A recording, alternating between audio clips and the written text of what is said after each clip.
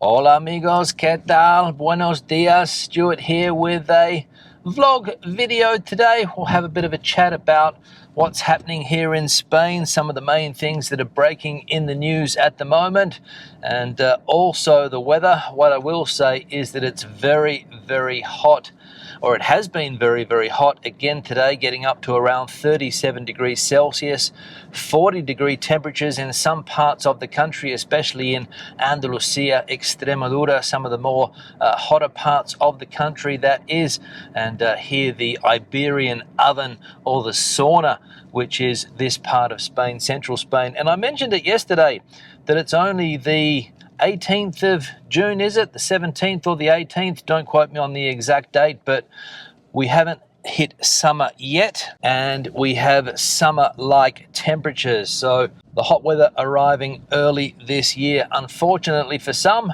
fortunately for others that like this type of weather.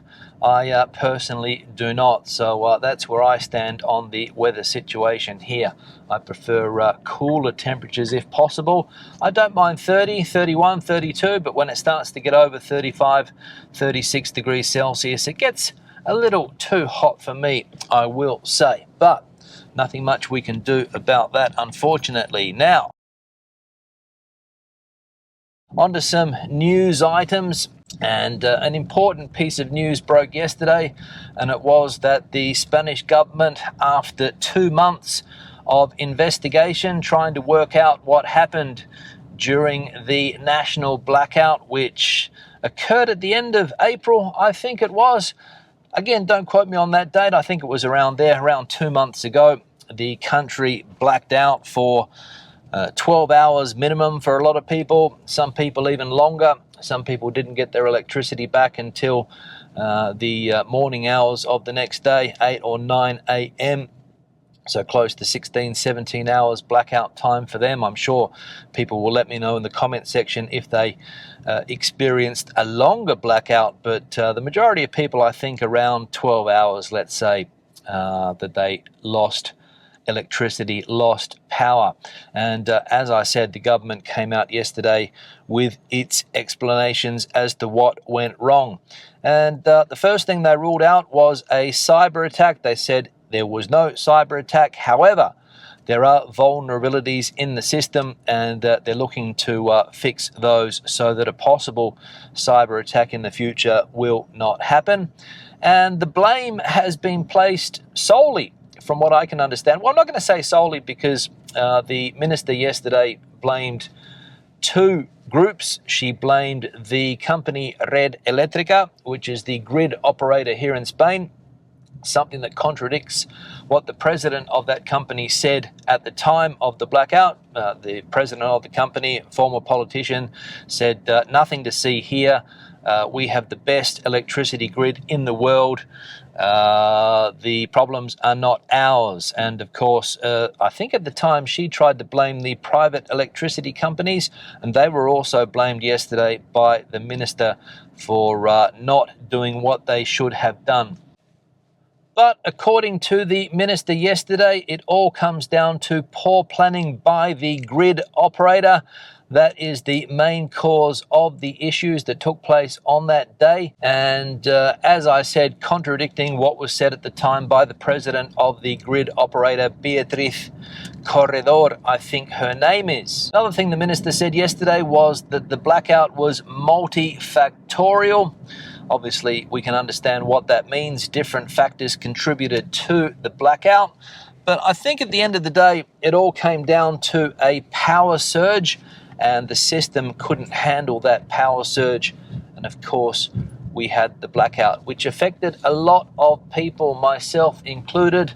I was stuck on a train for hours in the middle of nowhere in Andalusia. We were rescued by the civil guard, who got there eventually. It took them about 6 hours, I think, to rescue us, took us to a petrol station in the middle of nowhere, and we were left there to wait for the army to come and pick us up. when they arrived at around 11:30. So it was a difficult day for lots of people, and the situation that I was in, being stuck on that train in the middle of nowhere, was nothing compared to some of the other experiences. For example, people that were stuck in lifts, people that were stuck in situations that they could not get out of, small room situations maybe. I've got no idea, but lots of people were seriously affected by that blackout on that day. But now, at least we know more or less what happened and who was to blame.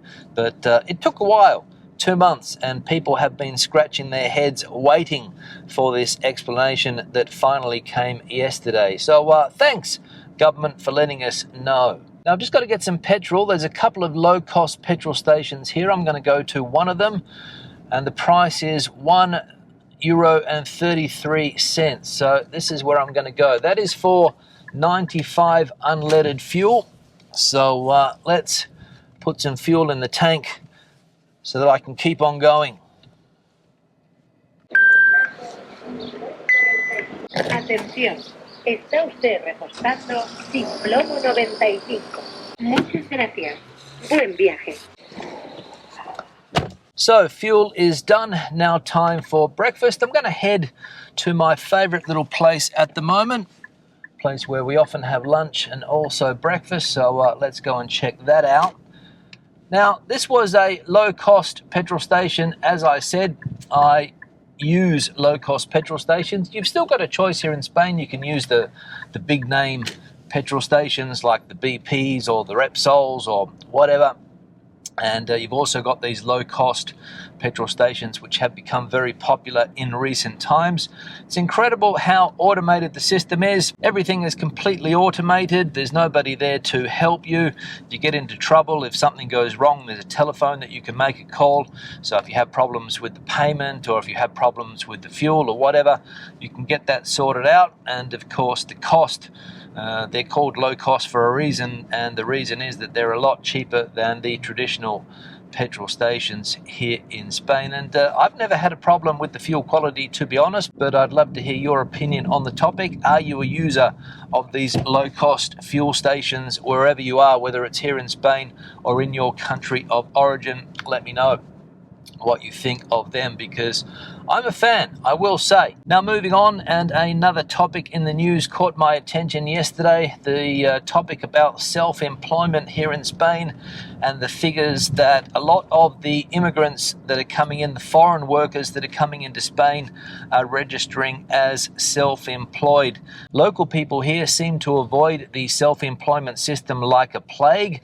The last thing that a lot of people want to do, they want to get a job working for someone else, they want to have their holidays paid for, they want to have their social security contributions paid for, they want all of those things paid for by an employer. And that's part of Spain's problem, of course, that there isn't a great entrepreneurial spirit here. It is getting better, I will say. It's better than it was 20 years ago, but it still has a long way to go if it wants to become an entrepreneurial force, this country. And basically, the reason is because self-employed people are screwed over by the government at any opportunity, with the contributions that you have to pay for your social security, with the tax that you have to pay, all of those things. Very, very difficult for people to get their businesses off the ground, and basically the government does not care about you. That is the issue.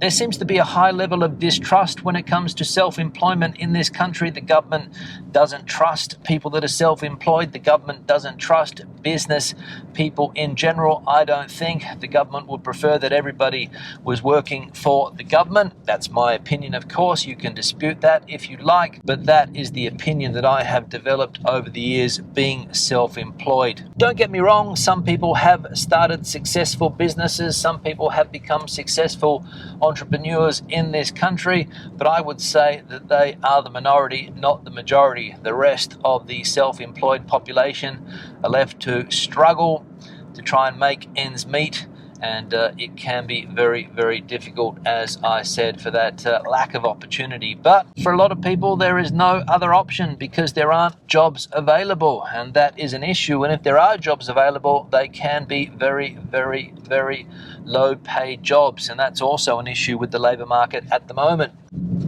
Lots of the jobs that are being created are the jobs that local people here don't want to do because of the low salary aspect, so people have to come in from other countries. It's not a phenomenon that is unique to Spain. As we know, this happens in many, many countries, but here in Spain, it's been happening for the last 20 years or so.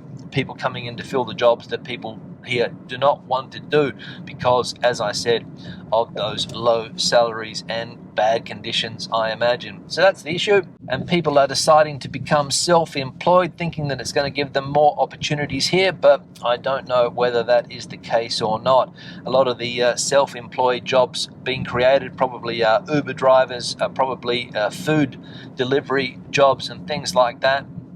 The government is trying to stamp that type of job out as well, making the food delivery companies hire people, get them on the books. But of course, there's a war going on between those companies and the government at the moment. And I reckon that a lot of these people that are working in those food delivery jobs are self-employed, or at least they were. Maybe that has changed, and a struggle to make ends meet, especially because of those high money contributions that you have to make every month to the government in the form of Social Security, as it is called here. So those are some of the issues. I'd love to hear your opinions on this. If you are self-employed here in Spain, I'd love to know what your experience has been like. Has it been a positive experience? Has it been a negative experience? What do you think the government should do to make it easier for self-employed people here? Is there anything that they can do? I'd love to hear your opinions. Let me know in the comment section below. Now, I've arrived at my destination. I just have to find a place to park. Here it is here on the right. I don't know whether I can squeeze my car in here or not. In fact, I don't think I can. So I'll look for somewhere else. Always difficult to park in Spain, I will say. For some reason, parking always seems to be difficult to find. Too many cars, not enough parking spaces. I don't know. Got one here now. But anyway, problem solved. Questions and comments, please leave them in the section below. If you have anything to add to the conversation today, I would love to hear it. Let me know your opinions on the blackout. Let me know your opinions on being self-employed here in Spain in that comment section below. Give the video a thumbs up if you liked it, thumbs down if you didn't. Don't forget to subscribe to the channel and turn on notifications so that you never miss a video when I publish it. Until the next one, hasta luego from the Iberian oven that is Central Spain.